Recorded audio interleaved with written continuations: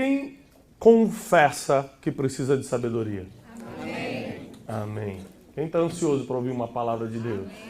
Amém. Todo mundo. Então abre sua Bíblia em Jeremias, capítulo 29, versículo 11. Vamos entender a palavra de Deus. Se você não entender, que é o primeiro ponto, você nunca vai aprender. Isso aí. Quem não entende, não aprende. Porque o aprendizado é a evolução do entendimento. Você primeiro entende, depois você começa, através de estudos, a aprender. O objetivo é que no fim dessas segundas-feiras, se um dia acabar... Obrigado pelo amém, querida. Vou te dar um DVD no final. O objetivo é que você saia daqui aprendendo. E o livro de Jeremias, um livro milenar, um livro importante no contexto bíblico e histórico, diz assim: pois eu bem sei os pensamentos que eu tenho a respeito de vós. São pensamentos de paz e não de... para vos dar o fim que... Isso aqui é muito complicado, esse versículo, para quem não entendeu. É complexo, tá? É necessário muita sabedoria para desvendar, porque tem duas informações muito importantes aqui. Primeiro diz o seguinte, ó: pois eu bem sei os planos, os pensamentos que eu tenho a respeito de vocês. Quem está falando aqui? Deus. Está escrito ali. Diz o... Senhor. Tá. Então o Senhor tem planos para você. Amém. Glória a Deus. Deus tem planos, Deus tem pensamentos. São planos de bem, né, de paz e não de mal. Então tem gente que fala assim: é da vontade de Deus que eu esteja passando essa dificuldade financeira? Claro que não. É da vontade de Deus que eu esteja com esse problema no casamento? Claro que não. É da vontade de Deus que eu viva uma vida miserável aqui na terra, mas em compensação vou ficar no céu para sempre? Claro que não. Porque Deus te prometeu dois tipos de vida e só existem dois tipos de vida reveladas nas Escrituras. A primeira é a vida em abundância. E a vida em abundância só dá para viver na terra. A segunda é a vida eterna. E a vida eterna só dá para viver no céu. Muito bem. Então, se você não se encaixa em uma dessas duas vidas, no teu momento atual, você está fora dos padrões bíblicos. Porque o padrão bíblico é vida em abundância e vida eterna. Se você quiser vida eterna, a gente pode providenciar hoje no final do culto para você já encontrar Jesus. Né? A gente não tem problema. Amém, né? Quem quiser já partir, é engraçado, né, que o crente, ele quer ver Jesus, ele só não quer morrer. E aí começa o problema, né? Quem quer ver Jesus? Tu, aleluia! Quem quer morrer? Silêncio terrível na igreja, ninguém quer. Mas a complexidade desse versículo tá porque ele faz planos ou tem pensamentos de paz e não de mal a respeito da gente. Mas olha a parte B do versículo. Para vos dar o fim que vocês esperam. O fim que vocês estão planejando. Ou seja, ele faz um plano para honrar o que você está esperando para o futuro. E aqui começou um grande problema, porque o homem não sabe projetar futuro. Pare para se imaginar daqui a 10 anos, quem é você? Daqui a 5 anos, quem é você? Como você vai estar financeiramente, na família, espiritualmente, ministerialmente? Quem é você daqui a 10 anos emocionalmente? Como é que está o seu casamento, suas finanças, sua profissão, seu emprego, seu ministério? Quem é você daqui a 5 anos? O ser humano tem um problema seríssimo em projetar futuro, em planejar futuro. E por isso muitas coisas não acontecem. Porque a Bíblia diz que ele faz planos de bem, planos de paz, mas para dar o fim que você espera. E com Deus, não sei se você já reparou, não funciona muito a generalização. O que você espera? Um plano tremendamente abençoado no fim. Ou seja, não adianta você... Todo mundo quer ter um fim abençoado. Mas a verdade é que o futuro é construído. Fala isso para a pessoa que está do teu lado. O futuro... ele é construído. Quem já escutou a expressão meu futuro está na mão de Deus? Levanta a mão. Quem já escutou? Onde está escrito isso? Onde está escrito que o seu futuro está na mão de Deus? Você não vai poder dizer porque não tem nada escrito sobre isso. Porque o seu futuro não está na mão de Deus. O seu futuro está planejado por Deus. mas não está decretado. Por que não? Quem tem filhos pequenos aqui? Muita gente. O pessoal gosta de fazer filho, né? Está todo mundo reclamando da crise, mas filho não para de vir. Mas é uma maravilha. Eu tenho muitos planos para os meus filhos. Todos eles são planos de paz. Ninguém faz um plano de maldade para o filho. Tomara que cresça e fique pobre. Tomara que seja um ninguém quando crescer. Ninguém faz planos de mal para o filho. Sim ou não? Então, tudo que eu faço para os meus filhos, para a Júlia e para o José, tomara que sejam grandes homens e mulheres de Deus, que sejam médicos, engenheiros, professores, que sejam missionários. Todos os planos... Vou trabalhar para botar eles numa escola americana. Vou trabalhar para... Você só faz coisa boa, só planejamento bom. Tomara que eles falem 2 idiomas. Eu vou me esforçar para que eles tenham bons amigos. Vou me esforçar para que eles façam as melhores viagens que um ser humano pode fazer. Vou me esforçar para isso. Vou me esforçar para aquilo. Eu tenho muitos planos para os meus filhos. A pergunta da noite é, você que tem filho, qual é a garantia que eu tenho que os meus planos de bem para meus filhos vão se concretizar? Tem alguma garantia? Aliás, a maioria dos planos que os pais fazem para os filhos não acontecem. Ou seja, é exatamente essa situação desse versículo. Deus fez um plano para você, mas não quer dizer que vai acontecer. Por que os planos que eu fiz para os meus filhos podem não acontecer? Porque vai chegar uma idade que eles vão tomar a própria decisão. Vai chegar uma idade que eles vão escolher. Filho, eu queria tanto que você fizesse medicina. Não, pai, tá doido? Nasci para ser engenheiro, meu negócio é engenharia. Mas é meu sonho, eu fiquei 10 anos sonhando com isso. Pai, mas é a minha vida. Eu vou fazer engenharia. Mas vai ser aqui no Brasil, né, filho? Não, pai, vai ser lá no Japão. Que isso, meu filho? Fiz todo o plano aqui, já até comprei a casa ali.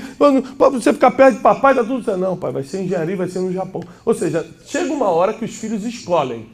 Sim ou não? Logo, o futuro não é decretado, não é construído pelo que eu acho ou pelo que eu planejo. O futuro é decretado e construído pelo que eu decido.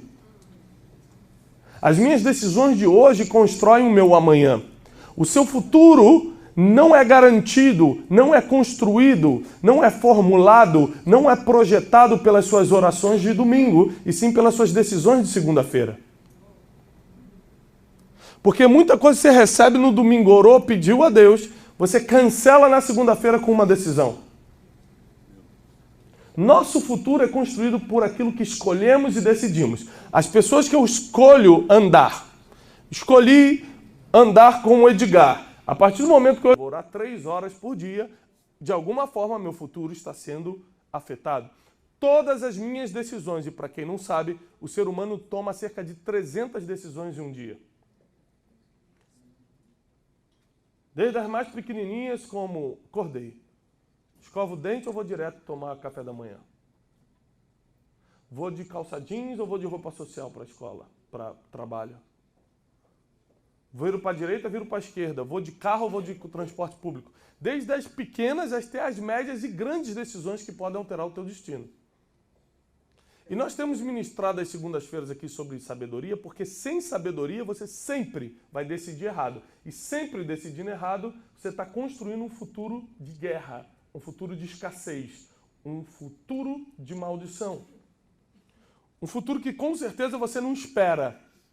Enquanto Deus fez um plano de paz, Ele está esperando as tuas decisões, porque é com as tuas decisões que você mostra para Deus o que espera. Isso aqui é muito profundo. Você não mostra para Deus o que está esperando para o teu futuro através das tuas orações. Porque seria muito fácil isso. Senhor, eu quero ser rico, quero ser bonito, faz um milagre aí, Senhor. Quero ser rico, quero ser bonito, quero ser amado. Quero morrer com 110 anos numa ilha, Senhor, com meus barcos atracados. Ou seja, se fosse só questão de oração, todo mundo ia pedir isso para Deus e Deus ia atender. Mas você mostra para Deus o que você espera do futuro, para o seu futuro, com aquilo que você está decidindo hoje.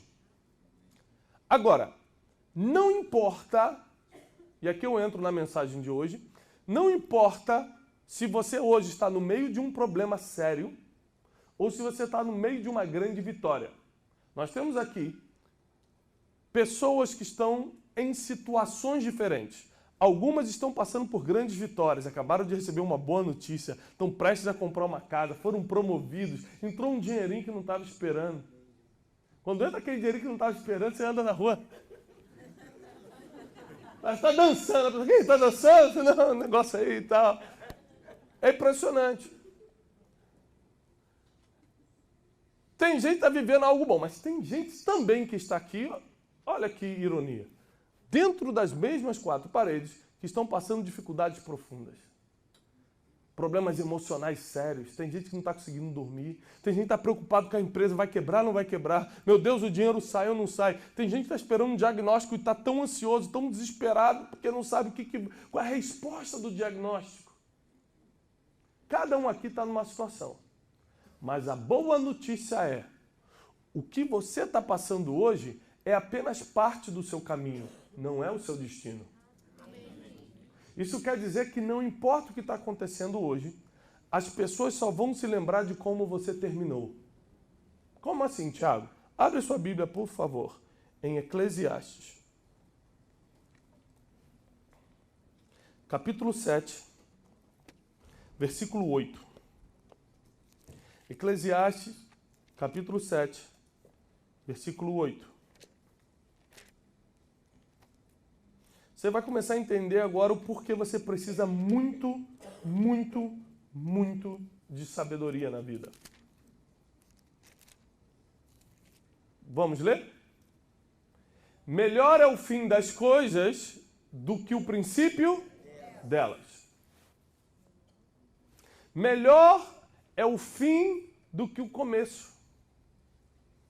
Por que melhor é o fim do que o começo? Porque as pessoas só se apegam, só se lembram de como você terminou. Deixa eu lhe contar uma história. Seu Antônio é um homem, 40 anos de casado, fiel.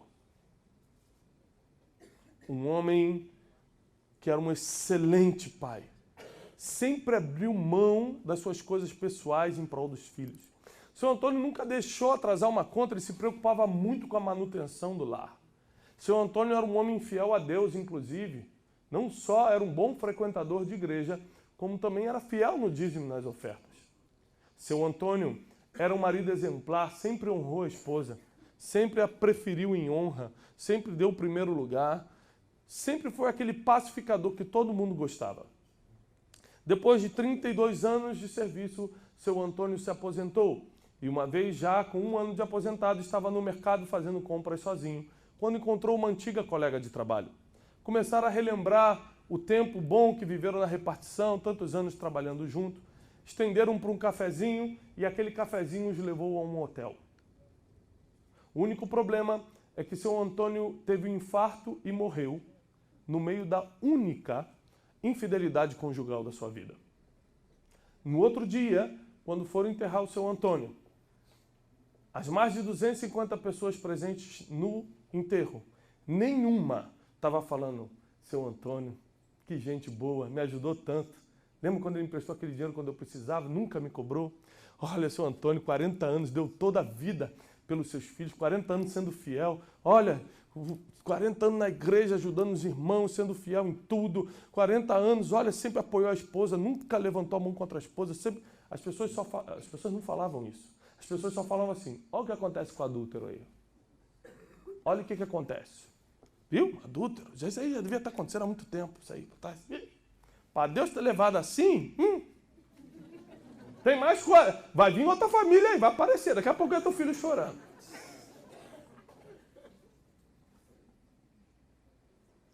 Porque você sabe que tem crente que é fofoqueiro demais, né, irmão? Tem crente que tá dando show no diabo. O diabo fala: bonito, hein? Fazer o curso com você.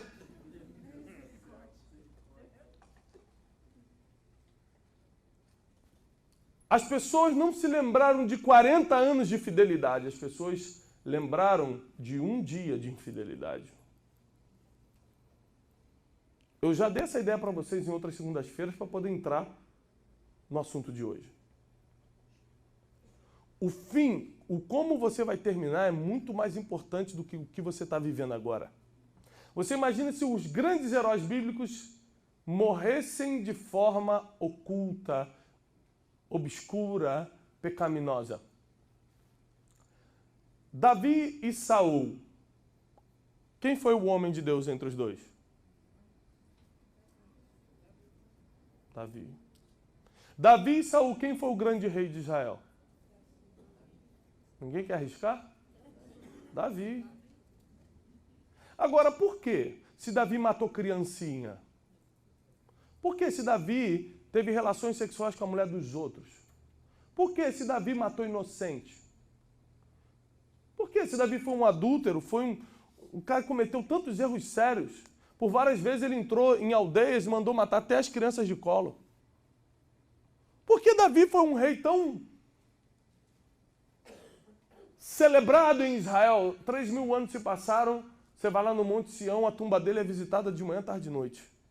Saul nunca matou ninguém injustamente, Saul nunca traiu a mulher, Saul nunca fez nada disso. E ninguém fala que ele foi um bom rei. Ninguém fala que ele foi um homem de Deus. Por quê? A diferença não está no que eles fizeram durante a vida. A diferença está em como eles acabaram. Como você acaba determina o teu legado. O como você termina determina como as pessoas vão falar de você nas próximas gerações. O como você termina é o que vai definir o sucesso dos teus filhos. O como você termina é o que vale para Deus. Saul fez tudo bem, mas morreu mal, ninguém lembra dele. Davi fez tudo errado, mas morreu bem, todo mundo lembra dele. Esse dia me perguntaram por que Deus permitiu que um herói como Martin Luther King fosse tomado tão cedo, aos 39 anos de idade. Ele podia ter feito muito mais, não, ele fez muito. E foi na hora certa, porque só Deus conhece o futuro. Imagina se ele morresse aos 50, aos 60 anos de idade, na cama da mulher errada. Tudo que ele construiu em prol dos negros seria derrubado por causa de um pecado. Quem está entendendo o que eu estou falando? Olha como a vida é injusta. Você hoje pode ser fiel a Deus, fiel ao teu esposo, à tua esposa. Hoje você pode ser um homem que nunca enganou ninguém no dinheiro, você pode fazer tudo. Mas tudo que você está fazendo hoje não vale de nada. Como assim não vale de nada? Não vale. Porque se você morrer daqui a 10 anos errado, é assim que vão lembrar de você. Não, mas eu quero mudar isso. Se você quer mudar hoje, você vai precisar de uma palavra que é o título da nossa campanha. Você vai precisar de sabedoria.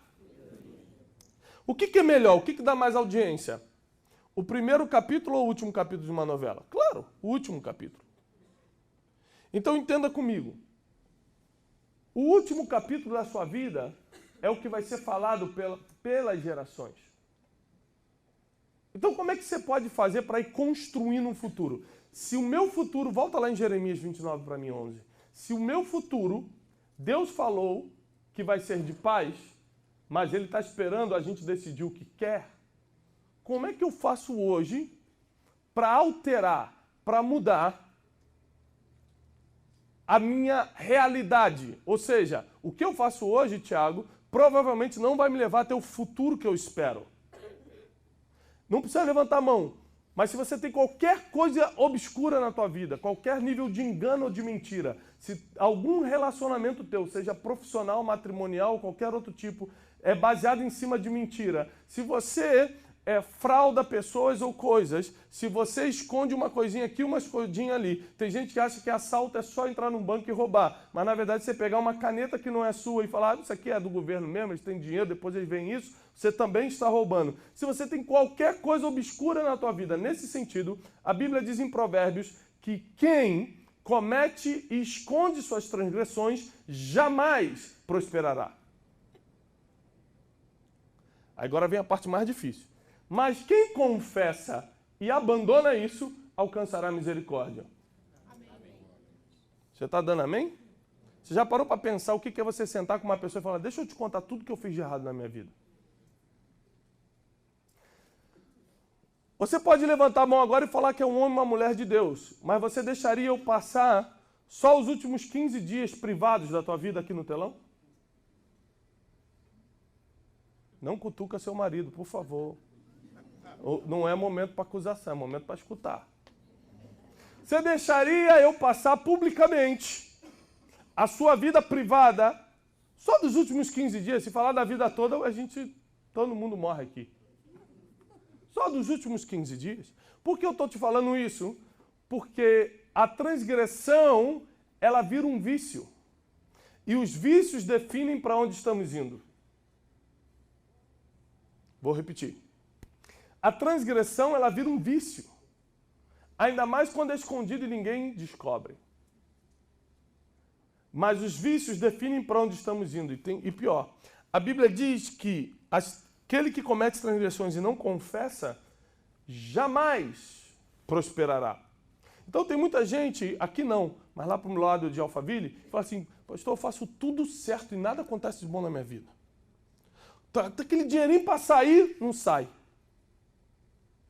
Quando as coisas vão acontecer, não acontece. Eu achei que ia fechar o negócio, não fechei. A pessoa falou que é tudo certo, era para sexta-feira e não foi. Por quê? Porque jamais prosperará quem tem algo escondido diante de Deus.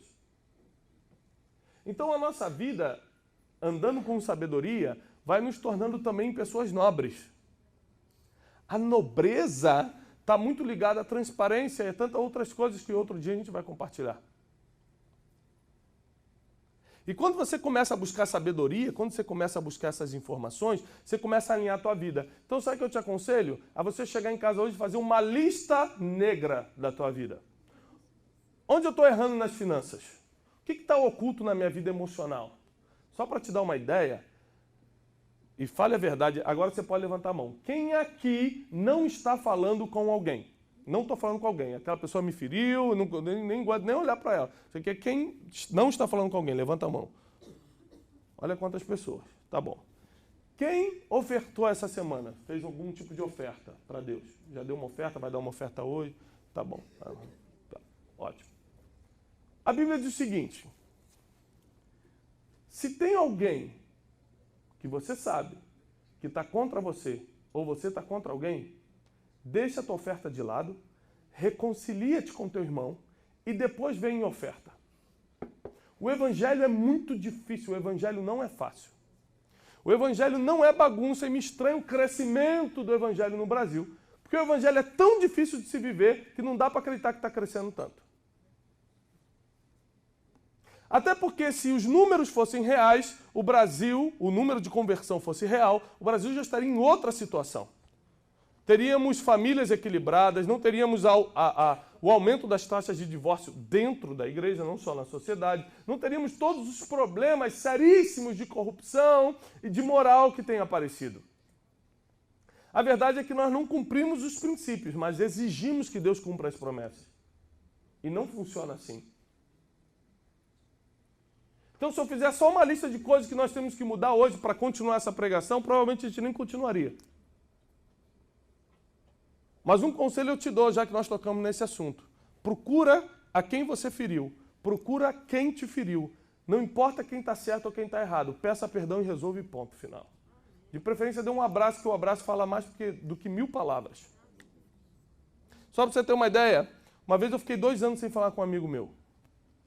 Eu também já fui pecador também. Fiquei 2 anos sem falar com um amigo meu. Nem lembro por quê. Porque às vezes você para de falar com uma pessoa só porque se sentiu mal, porque ela falou alguma coisa que você não gostou, você já se acha o dono da razão. E o problema de você não falar com alguém, amigo teu, e que você tem que conviver com essa pessoa, assim, porque está no mesmo bairro, na mesma igreja, é que você tem que andar atento. A pessoa está ali, você passa para cá, mas você está andando no shopping, meu Deus, está vindo, vai para cá. Você anda num pé só na rua, assim, ó, já preparado, já para correr. E eu estava com esse amigo meu numa festa. E eu estava na festa, e eu sabia que teria uma probabilidade dele estar, porque era de um amigo em comum. Então eu estava ligado, irmão. Pensa num cara ligado na festa. Eu olhava para tudo quanto é lado. Quando eu peguei um salgadinho e virei para trás, mas bati de nariz com nariz. Eu tentei mandar o Matrix. Saí, mas não deu. Quando eu tentei sair fora, ele me abraçou e apenas me abraçou. E quando ele me abraçou, eu comecei a chorar e comecei a pedir perdão para ele. Eu falei, meu Deus, mas até hoje eu achava que ele estava errado. Um abraço. Eu falei, cara, me perdoa. Não, me perdoa também. Eu falei, tá bom, então vamos comer uma coxinha, tá tudo certo.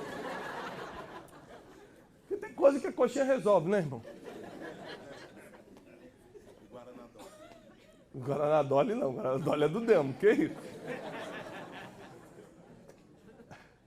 Só espero que o dono da Dolly não esteja aqui, estou brincando. Ou seja, eu fiquei 2 anos pregando o que eu não vivia. E a gente fica pedindo coisas a Deus que Ele nunca vai dar, porque a gente está totalmente contra os princípios. Existem muitas coisas que nós temos que rever na nossa vida e só a sabedoria vai te mostrar, para que você possa hoje já consertar e entrar num novo começo, numa nova situação, numa nova estação. Você lembra como quando aquele jovem rico, em Mateus 19, aborda Jesus e fala assim, bom mestre, o que eu tenho que fazer para herdar a vida eterna? E Jesus falou assim para ele, por que me chamas de bom? Sabe por que Jesus falou isso? Por causa de uma tradição judaica antiga e até hoje acontece, de você não chamar ninguém de bom até que ele tenha completado a obra. Experimenta chamar um pedreiro de bom antes que ele acabou teu banheiro. Pedreiro você não pode elogiar nem quando ele acabou tudo, irmão, porque dá um jeito de quebrar depois.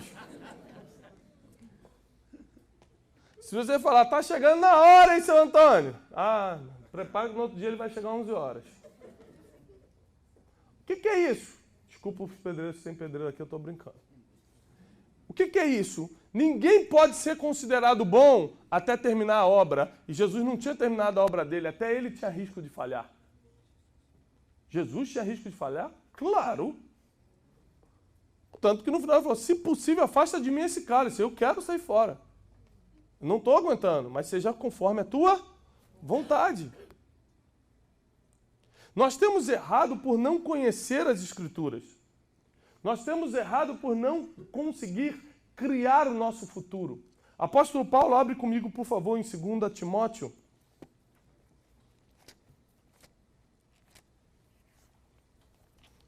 Segunda carta a Timóteo. Capítulo 4, versículo 7.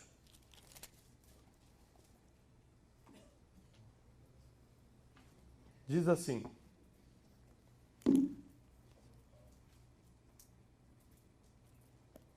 Combati o bom combate, acabei a carreira e guardei... Pronto, últimos dias da vida de Paulo. Ele presta contas. Eu combati o bom combate,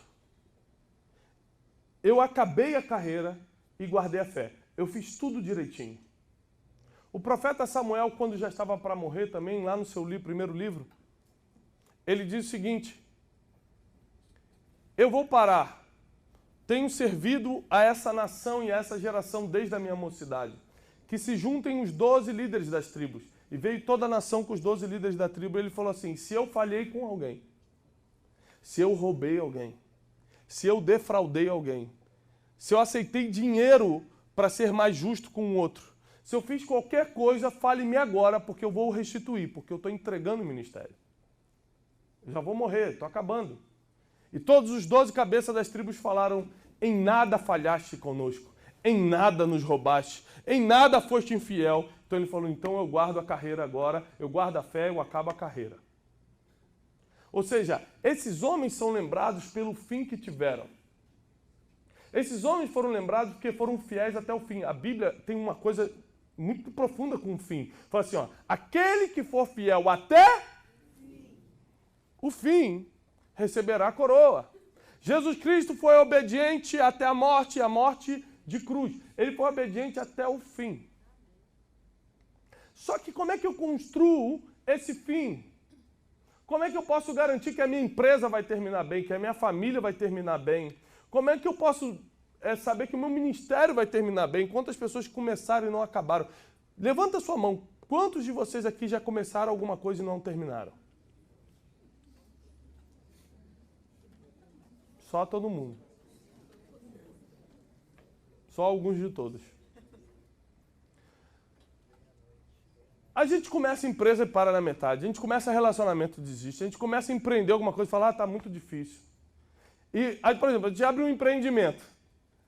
Aí você olha pro vizinho, o vizinho trocou de carro e fala, rapaz, meu negócio não tá indo bem não. O negócio agora é vender seguro, olha lá, o rapaz tá vendendo seguro, já tá. Aí, a grama do vizinho sempre é mais verde, porque você não está por dentro do problema, você não está vendo o que ele está passando. Então você acha que ele está se dando bem, para o teu negócio no meio e parte para um próximo negócio. E nunca termina nada. Nunca termina nada. As pessoas fazem isso porque sem sabedoria você não tem nem certeza do que está fazendo. Vou lhe fazer uma pergunta, se eu fiz aqui, me perdoem porque eu vou ter que refazê-la. Quem aqui gostaria de ganhar 10 milhões de dólares? O rapaz está desesperado ali, o cara falou, meu Deus, recebo. Quem gostaria? Todo mundo gostaria. Não, a Pedro não está precisando. 10 milhões de dólares. Pare para pensar agora. Quando você abre aquela tua conta, está sempre com menos 30. O gerente do seu banco sempre te ligando e não é para dar bom dia, é para perguntar, e aí, vai cobrir? Aquela dificuldade louca. De repente você abre e tem, nem sei quantos dígitos são, é tanto que não dá nem para contar. 10 milhões na conta. O que você faria? Qual seria a tua atitude amanhã? Para onde você iria? Olha, irmã, não promete que você não vai cumprir. Amém. Então se ganhar, vai? Então tá bom. Se ganhar, ela vai comprar o imóvel da igreja. Amém? Nota o nome dela ali que eu não sei qual é, mas vocês já viram quem é. Porque se você pegar esses 10 milhões e fizer alguma coisa que você já não esteja fazendo hoje, quer dizer que a tua vida hoje não tem propósito. Você vai ter que dormir com essa aí hoje. Vou repetir, porque você não entendeu. Tem gente que fala assim, não entendi nada, repete, volta. Porque se 10 milhões vai mudar o que você vai fazer amanhã, quer dizer o que você está fazendo hoje é sem propósito. Porque se você me der 10 milhões hoje, eu estou aberto a doações, amanhã a minha vida continua a mesma, eu só vou potencializar algumas coisas, mas vou continuar dando aula, vou continuar pregando, vou continuar com a mesma família, na mesma igreja, fazendo as mesmas coisas. Vou potencializar talvez uma casa, vou potencializar talvez um carro. Eu potencializo o que me facilita a vida, mas não mudo minha vida, porque minha vida está firmada em um propósito. Por quê? Porque eu estou construindo o meu fim. Então nem dinheiro, nem oportunidades, nem pessoas podem mudar a construção que eu estou fazendo do futuro. E quando eu chegar no meu fim, eu não vou olhar para trás e falar, só estou passando isso hoje porque o apóstolo César me prometeu e não cumpriu. Só estou fazendo isso hoje porque meu pai era para ser presente e foi ausente. Ou seja, é claro, quando tudo começa a dar errado, nós precisamos terceirizar a culpa para nos sentir melhor. Para ter razão de continuar. Mas a verdade é que você tem a oportunidade hoje de começar a plantar sementes de inteligência agora para colher no futuro. Para projetar o futuro, porque Deus está esperando que você mostre para Ele o que você está esperando. Mas o que essa pessoa está esperando? Eu fiz planos de bem, mas conta para mim, através das tuas decisões e escolhas, o que você realmente está esperando. Os meus filhos vão se comunicar comigo, eles vão revelar o que esperam da vida deles quando eles começarem a decidir. Você imagina, qualquer coisa que eu perguntar para eles agora, na idade que eles têm, o que você quer ser, filha? Ele fala assim, ela falou assim esses dias para mim, o que você quer ser, filha? Ela falou, pai, eu já estou decidida, ou eu vou ser médica ou enfermeira. Aí ela me olhou, pai, quem ganha mais, o médico ou o enfermeiro? Eu falei, já tá a maldade chegando já, né? Quem ganha mais? Eu falei, o médico. Ah, não, então você é médico. Ou seja, ela vai ser médico? Sim ou não? Sei lá. Não tem a mínima ideia. Ela tem 7 anos. O que ela está falando não tem noção. Assim somos nós falando com Deus. Deus, eu quero ser médico. Mas você só tem 7 anos. Você não sabe o que você está falando. Não, mas é isso que eu quero, Deus. Me dá, Deus. Me dá, Deus. Por favor, Deus. E a Bíblia diz que quando você bate muitas vezes na porta, ela abre. Tem muita gente que recebeu de Deus o que não era para receber. Foi Deus que deu? Foi, porque todas as coisas estão na mão dele. Quem pediu? Você. Como é que se fala você em francês, pastor Carlos? Hã? Trois? Vous? Você está todo mundo sabendo francês aqui? O que está acontecendo? Ah, é? Vous? Votre? Ou seja, quem escolheu foi votre.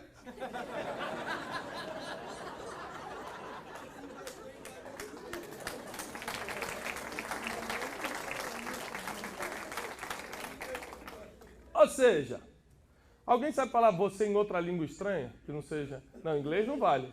Ah, you. Hã? Yay? É em que... Holandês? Mas bem que eu reparei que essa era da Holanda mesmo. Eu estava olhando aqui.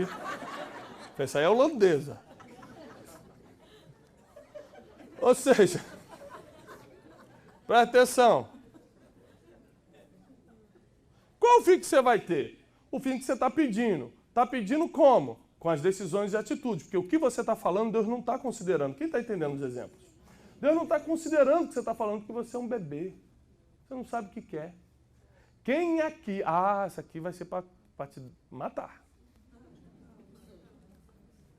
Quem aqui já lutou muito por alguma coisa? Por exemplo, um carro. Fala, quando eu comprar esse carro, mas meu Deus, vou ser feliz. Quando comprou o carro. Fala, é bom. Quem aqui já comprou uma coisa que queria muito e meses depois falou, não era bem isso. Todo mundo. Meu Deus, vocês estão mal mesmo. Ainda bem que chegou esse negócio da sabedoria para ajudar.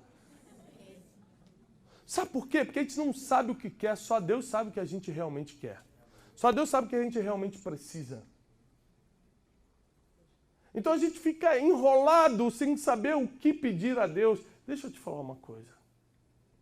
Tenha cuidado com o que você fala com Deus, porque Ele realmente te escuta. Tenha cuidado com o que você pede, porque você pode receber. As pessoas hoje não estão confiando mais em Deus, elas estão confiando no que querem.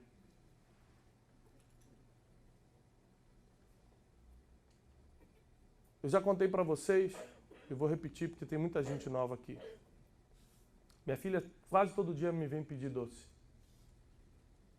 Pai, me dá um chocolate? Não. Pai, me dá um doce? Não. Pai, me dá uma cocada? Não. Pai, uma paçoca? Não. Pai, não sei. Tudo que é doce ela me pede todo dia. Mas todo dia, irmão. Pai, me dá isso não. Pai, me dá aquilo não. Pai, não. Por que não? Porque se eu te der o que você está me pedindo, se eu te der o que você quer, você não chega aos 10 anos de idade. Eu tenho que dar o que você está pedindo o que você quer, mas o papai tem que te dar o que você precisa. E a fase que você está é de comer arroz e feijão para crescer. Então por que você pede e não recebe? Porque você pede o que quer e não o que precisa. Por isso Deus não te dá. Porque não é a hora de receber. Sabe qual é o problema? Você continua batendo. Não, mas eu quero sim a paçoca. Eu quero paçoca! Chega uma hora que Deus te dá a paçoca. Aí você está internado no médico com glicose alta e ora para o mesmo Deus. Me cura da glicose! Livre-arbítrio. Você pediu e recebeu. E assim as pessoas estão construindo o seu futuro, sem sabedoria alguma.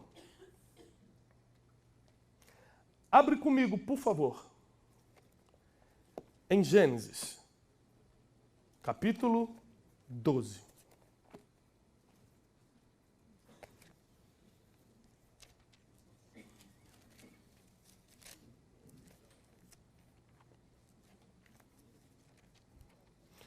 versículo 1, um dos versículos mais famosos da Bíblia.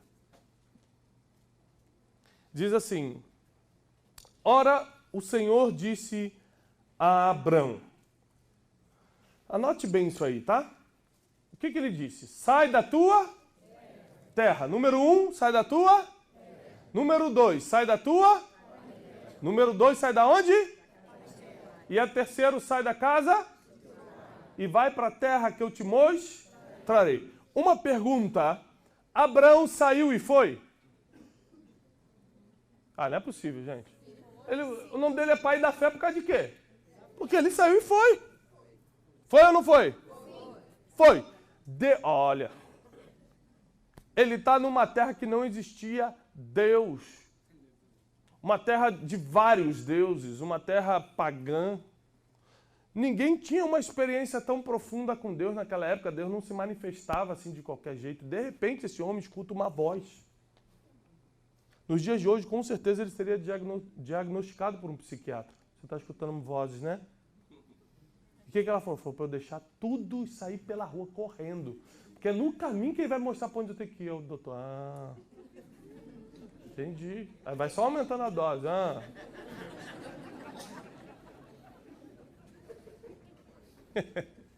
É ou não é, pessoal? O cara escuta uma voz que dá uma ordem sem sentido. Larga tudo. Larga a tua segurança financeira, que é o teu pai que era empresário.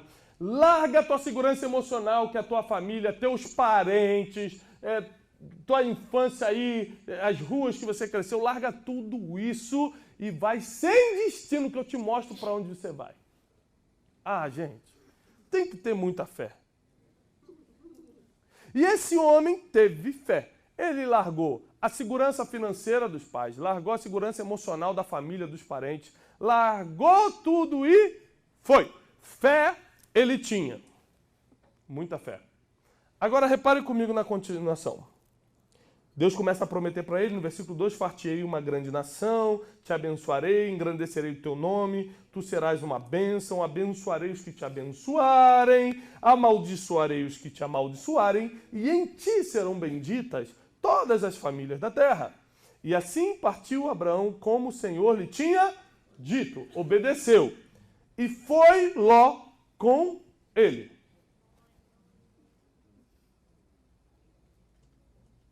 É engraçado que ninguém entendeu nada e ficou olhando para a televisão. Não entendi, não. Vamos repetir os 3 pontos que Deus mandou ele fazer. Sai da tua, sai da tua e sai da casa. E Ló era sobrinho. Sobrinho é parente? Hã? É. Aí ele obedece a Deus, porque tinha fé, mas não tinha sabedoria para escolher quem ia com ele. Fé suficiente, sabedoria negativa. Na escolha de quem seria seu companheiro de viagem, seu destino foi alterado. Porque a ordem é de Deus, mas a escolha é tua, sempre. Deus não pode interferir no teu livre-arbítrio, isso tem que ficar claro nesses dias.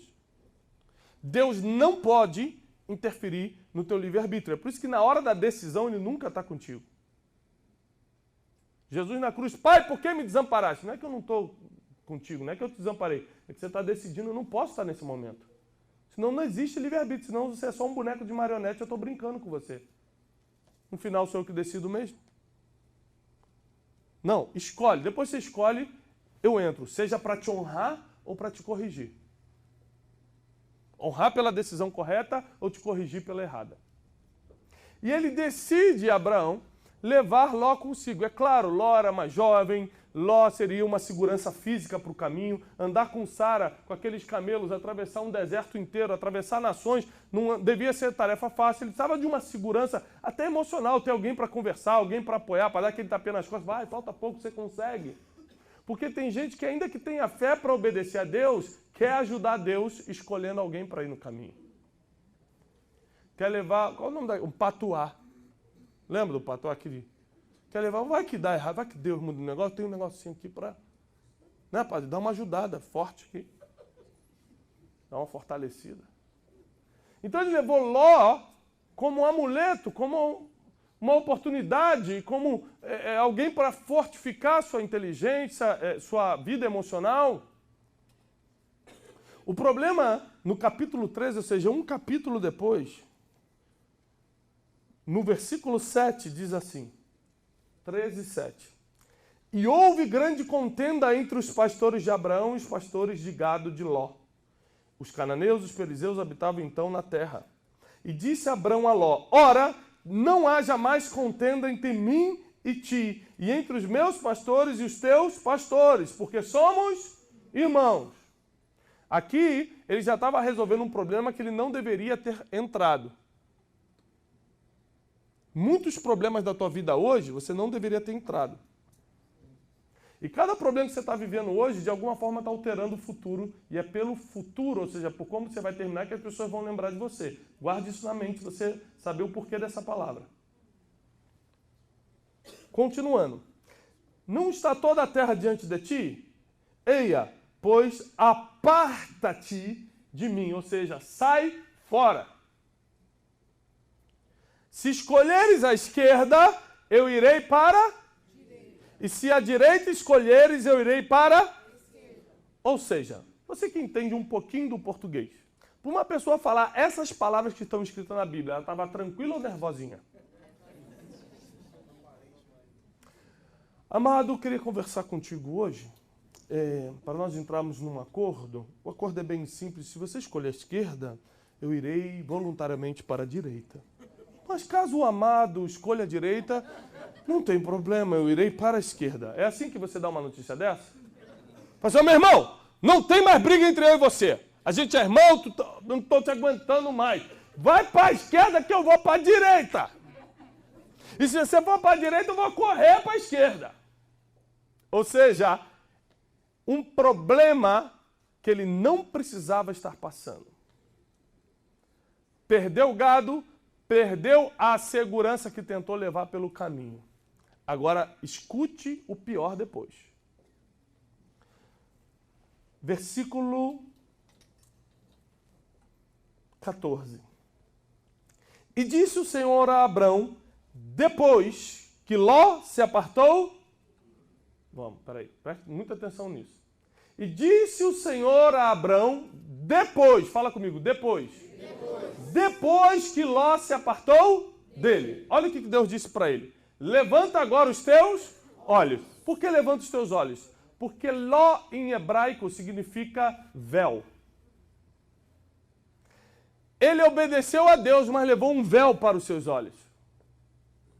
E sem sabedoria, somente com fé, você vai obedecer a Deus. Você vai crer que tudo é possível, mas sempre vai ter um véu diante dos seus olhos. E você não vai conseguir ver o óbvio. E você não vai conseguir tomar as decisões mais simples da vida. Tinha um véu nos olhos de Abraão.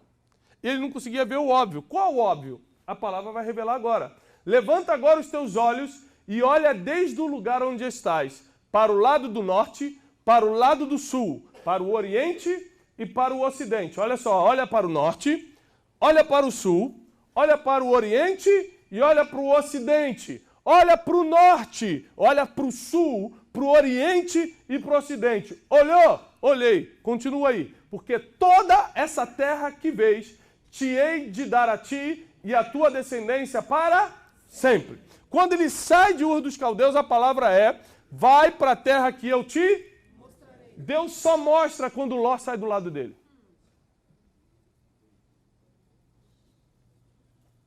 Enquanto você estiver com Ló do teu lado, e esse Ló só se instala quando você não tem sabedoria para tomar as decisões do futuro, Deus não te mostra a terra que te prometeu. É por isso que tem gente que morre do jeito que morre, termina do jeito que termina, não conquista nada, começa e nunca consegue acabar, tudo fica pela metade, não consegue se relacionar com ninguém, começa um negócio, parece que vai entrar o dinheiro e nunca entra, nada dá certo, porque ele decidiu levar um Ló consigo, um véu para os seus olhos. Ló, nesse caso aqui, era uma pessoa, mas tem gente que até hoje guarda uma mágoa do passado, e o nome disso é Ló, é um véu nos seus olhos. Tem gente que até hoje está com dinheiro que não é seu. Tem gente que até hoje guarda a cartinha do namorado, da namorada de não sei quantos anos atrás. Tem gente até hoje, tem coisas no celular que já eram para ter deletado. Tem gente que insiste em ficar com um sócio que Deus já mandou largar. Tem gente que não toma a decisão de deixar Ló ir. E só quando Ló vai embora, e só quando Ló sai do teu lado, Deus fala, agora levanta os olhos que eu vou te mostrar o que foi prometido a você. Agora levanta teus olhos que eu vou te fazer entender a promessa de anos atrás. Quem aqui dentro tem uma promessa de Deus? Amém. E quem não tem vai sair daqui com uma, eu garanto. Amém. Quem não tem vai sair daqui com uma. Amém. A promessa só se cumpre se você está liberado dos lós da vida. Por quê? Porque Deus não pode dar o que é teu para o Ló. Isso aqui é muito profundo. Deus nunca vai deixar Ló com medo que era só para você. Então, enquanto Ló está do teu lado, o que é teu, a terra que é tua, ele não dá. Quando você tira Ló, é um nome que estava num documento.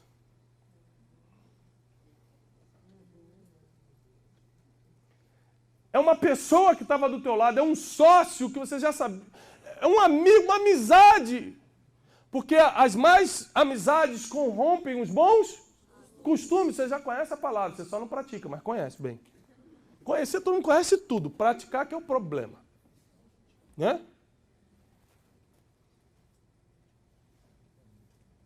Quando Ló sai do teu lado, prepare-se. As coisas começam a acontecer. Agora, para que a gente vai ter que tirar Ló do nosso lado se ele nem deveria ter entrado? Ai. Por que nós vamos ter que retirar algo que Deus não mandou colocar? Porque não temos sabedoria para escolher. Por que Deus não evitou isso? Porque Ele respeita o teu livre-arbítrio. Você decidiu colocar isso na tua vida. Nada do que acontece na tua vida hoje foi por causa de terceiros. Você decidiu. Ah, mas me roubaram aqui, tomaram tudo de mim. Eu atendi um empresário essa semana e falou, me enganaram, me fizeram mudar todo o documento e acabaram roubando minha empresa. Eu falei, rapaz, deixa de ser criança. Eu não vou acreditar nessa tua história não. Arranje um pastor que acredita. Por quê? Porque você decidiu. Quando colocou essa pessoa dentro da tua empresa, quando ele te botou uma arma na cabeça e falou assim, ah, não, ele só me enganou. Então por que você não consultou a sabedoria? Por que você não reuniu teus conselheiros para saber se era ou não era? Por que você não falou com alguém? Porque você decidiu. Ah, mas é que eu não sabia, porque não tinha sabedoria. Abraão também não sabia que ia passar esse problema com Ló, senão não levava. Você não tem como prever o dia de amanhã, vai prever daqui a 10 anos? A única forma de você construir o seu futuro é adquirindo sabedoria. Por isso a Bíblia diz, compra a sabedoria e adquire a inteligência. Se tem algo que eu não posso orar para você ter, é sabedoria. Eu posso orar por muitas coisas. Eu posso orar para que você tenha unção. Eu posso orar por transferência de poder, transferência de riqueza. Até transferência de riqueza a Bíblia dá respaldo para isso. Agora, transferência de sabedoria eu nunca vi. Porque tem que comprar sabedoria.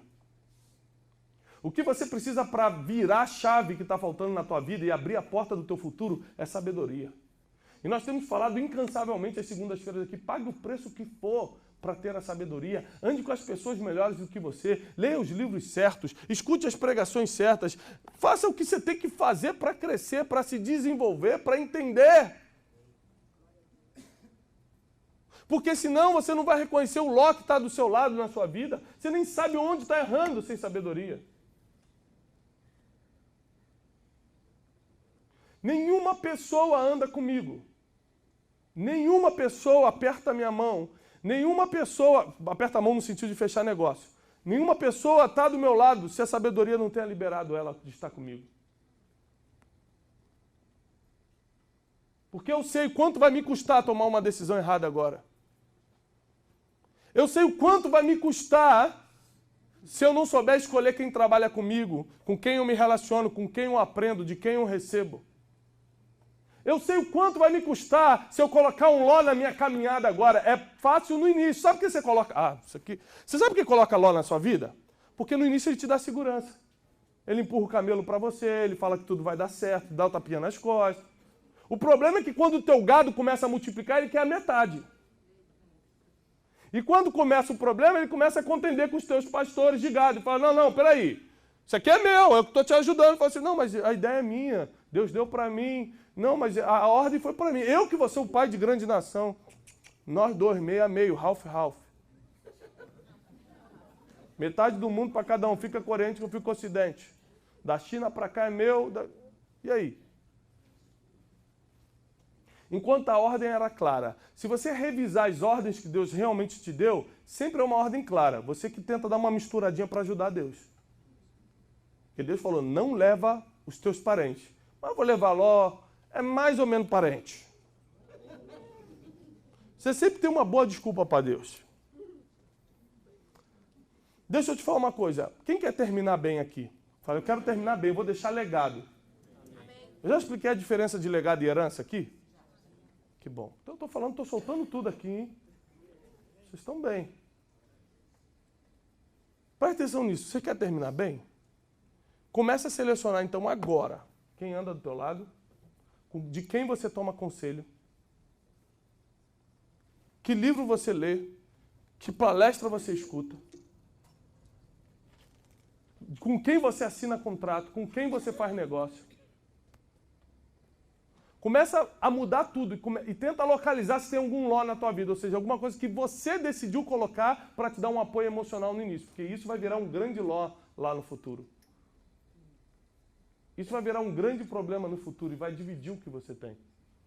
Sabe qual é o pior? Talvez você nem conquiste o que deveria ter, porque Deus não pode dar algo para Ló comer junto, porque é só para você. E o que é para você é teu. E o que é de Ló é Ló. Deixa Ló embora para Deus dar o que é de Ló para Ló. Mas o que é teu, é teu. E você precisa pagar o preço da sabedoria, eu repito, porque isso foi o que mudou minha vida. Eu paguei o preço da sabedoria. Quantas vezes eu deixei de comprar coisas para mim, para dentro da minha casa, para poder ir a algum lugar onde tinha um sábio ensinando alguma coisa e escutar um pouco e aprender? Quantas vezes? Quantas vezes eu tive que comprar passagem de avião para ir do lado de alguém, não tinha nada para fazer no lugar que ele estava indo, mas só para ficar aquelas horas do avião escutando, aprendendo, anotando. Tem gente que está sempre esperando uma resposta certa, mas está fazendo a pergunta errada. E as perguntas são mais importantes do que as respostas. A Bíblia diz, quando Jesus aparece aos 12 anos de idade, que ele crescia em estatura, em conhecimento e em sabedoria. Porque sem sabedoria até Jesus tomaria a decisão errada. Se você refletir nas suas últimas decisões, se você refletir agora nas suas últimas escolhas, se você refletir agora nos seus últimos contratos, se você refletir agora nas suas palavras, porque se tem uma coisa que a sabedoria te dá é controle nas palavras. Quantas pessoas se afastaram de você pelo que você falou? Quantos negócios deixaram de andar porque você foi precipitado no falar? Quem aqui estava com o negócio praticamente fechado, aí começou a contar para todo mundo e o negócio não aconteceu? Todo mundo. A história é antiga. Por quê? Porque não se fala o que está para acontecer. Isso só a sabedoria te ensina ou 40 anos apanhando. Um dos dois, você escolhe. Ou adquire sabedoria agora, ou quando tiver lá para os 70 anos, você fala, tudo aconteceu porque eu falei demais. A sabedoria te ensina agora, não importa a idade que você tenha. Eu lembro de uma oração que eu fiz aos 15 ou 16 anos de idade. Eu dobrei meu joelho e falei, Senhor, eu quero ser um jovem com 20 anos, com cabeça de 60. E uma coisa que sempre falaram para mim, até minha esposa falava para mim, você é muito velho. Foi porque eu pedi isso a Deus. E meu filho tem 3 anos de idade e a gente fala assim, mas o José é muito velho. José não quer ficar sem camisa, José, o negócio dele é fazer o que eu faço. Mas por quê? Porque a sabedoria te dá um aspecto de maturidade. Eu não consigo fazer o que um jovem da minha idade faz. Para quem não sabe, eu tenho 23 anos. Recebe aí a palavra profética. Você riu um pouquinho. Olha, gente, olha. Estou brincando. Tenho 35. Não deixa de ser jovem. Mas por quê? Como é que a sabedoria chegou se eu não estou na idade da sabedoria? Como assim a idade da sabedoria? Que depois de muitos anos apanhando e tal, se você refletiu em tudo, aprendeu com a vida, lá pelos 50, 60 anos de idade, você começa a equilibrar as decisões, começa a falar menos, né? começa a investir melhor, começa a ver quem é ló e quem não é na tua vida. Quem aqui durante a administração dessa palavra já reconheceu um ló na sua vida? Pelo menos levanta a mão. Só a igreja toda, amém. A gente vai fazer um culto de libertação agora no final, fica tranquilo. Vou botar só minha roupa branca que eu trouxe, tá ali. Vou fazer a limpeza mesmo, vai ser a limpeza.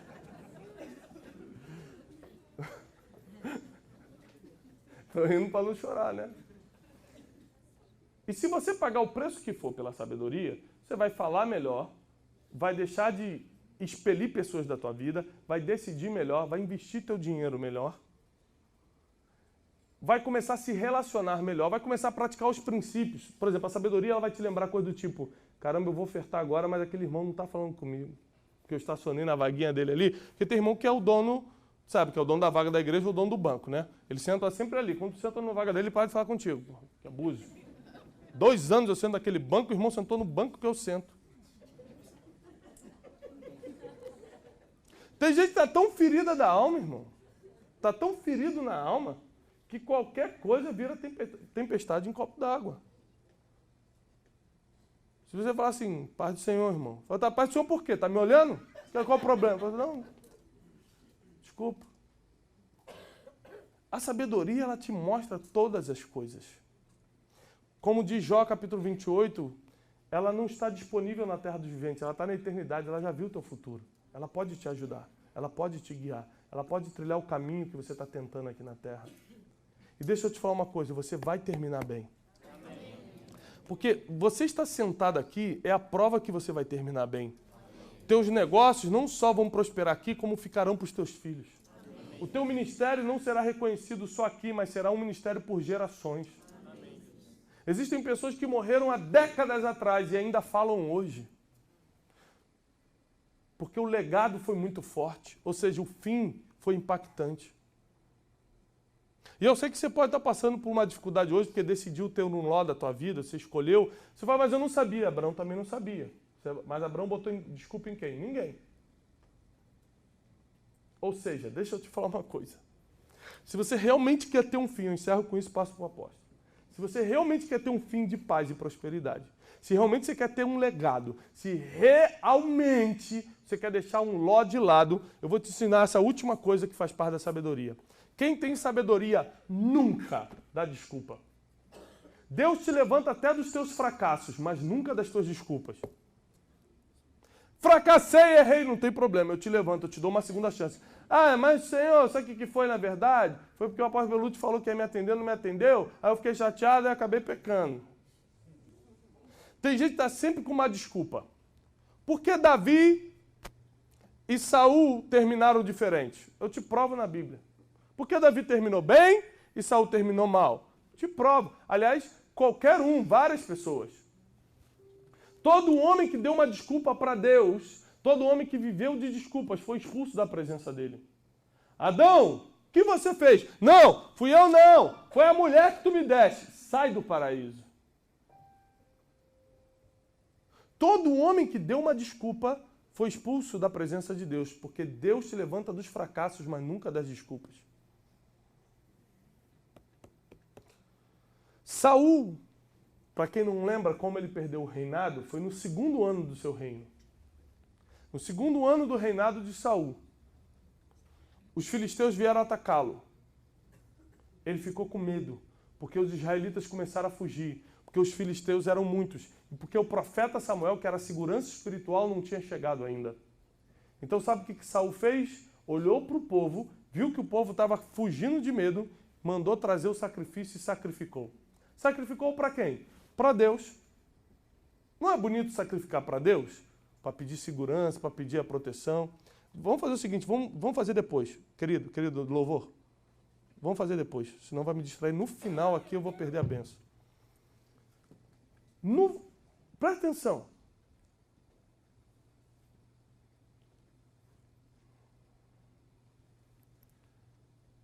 Saul obedeceu a Deus em várias coisas, foi fiel a Deus em várias coisas. Foi colocado como rei em Israel. Ficou ali, permaneceu. E quando foi sacrificar para o Senhor. Só tinha um problema. tinha uma ordem que ninguém poderia sacrificar sem a presença do profeta. Reparem isso.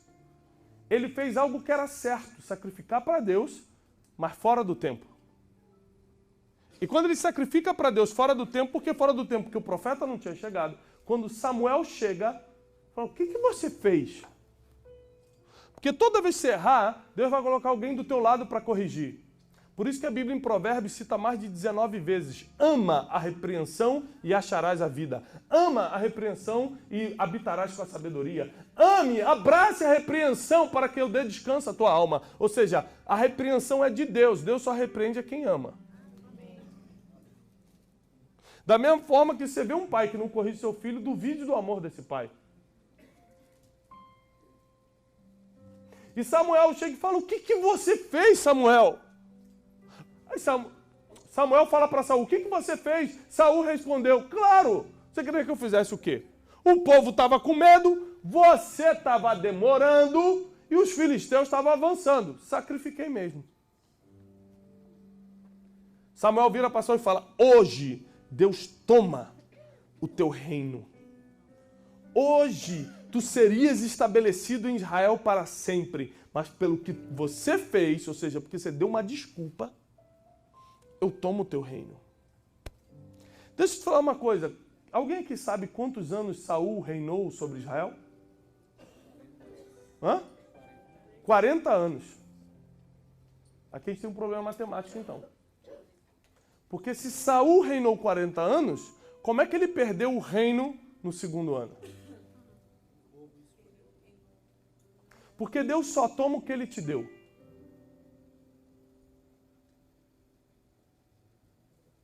Deus só toma o que ele te deu.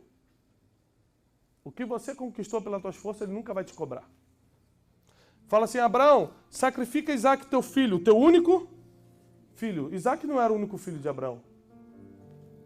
Tinha antes Ismael. Mas por que ele chamou de único filho? Porque Deus só considera teu aquilo que ele te deu. Ele não deu Ismael, então ele nem chama pelo nome.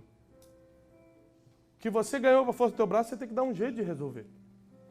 O que ele te deu, ele pode pedir. E quando Deus te pede, você já perdeu. Seja na mão dele ou na mão dos homens. Então, quando o que Deus toma de Saul naquele dia, foi a unção de governo. Foi a conexão com o céu. Foi o que ele deu para Saul. Porque quem botou Saul no trono natural não foi Deus, foram os 12 tribos. As 12 tribos se reuniram e falaram assim, dá-nos um rei. Samuel, por que Deus governa sobre vocês? Nós queremos um rei, como todas as outras nações. Vocês querem? Então tá bom. E deu Saul.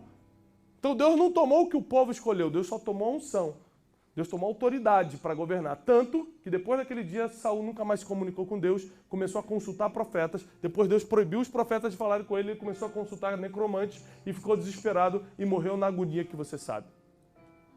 Por isso não se espante com quem está sentado no trono, e às vezes até com quem fica no altar, porque não quer dizer que Deus está com ele. Porque se Deus não deu aquele altar, aquele trono para ele, ele não vai tomar também. Agora presta atenção, o erro de Saul foi só ter sacrificado para Deus fora do tempo. E o erro de Davi?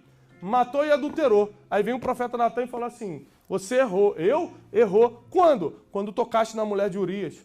Sabe o que Davi fez? Rasgou sua roupa, botou roupa de pano de saco, jogou cinza na sua cabeça e começou a se arrepender. Eu me arrependo. E Deus levantou Davi. Davi errou muito mais. Muito mais. Muito mais. Mas porque não deu desculpas, Deus o levantou. Saul errou só um pouquinho, só errou no tempo de sacrificar, mas deu uma desculpa. Deus se levanta dos teus fracassos, mas nunca das tuas desculpas. Pare de dar desculpa, seja lá o que você está vivendo hoje. Tira logo da tua vida, se concentra no teu fim, começa a construir o teu futuro. Tudo que eu faço hoje, eu faço para que meus filhos desfrutem, os filhos dos meus filhos desfrutem, para que a geração que eu viva desfrute. Cada livro que eu escrevo, eu estou pensando nas gerações que vão ler isso depois, se de alguma forma eu vou contribuir para as gerações, para a nação, para a coletividade, para a humanidade. Ou seja, as pessoas precisam pensar no fim. E eu sei que se eu morrer de uma forma em desobediência fora do que Deus determinou para mim, se eu terminar mal, tudo que eu escrevi não valeu de nada. Quem vai ler o livro de quem terminou mal? Quem vai acreditar na palavra profética de quem terminou mal? Quem vai acreditar que aquela pessoa que falava tanto era verdade se terminou mal? O nosso fim vai determinar. Nosso fim é forjado pelas nossas decisões. Nossas decisões são tomadas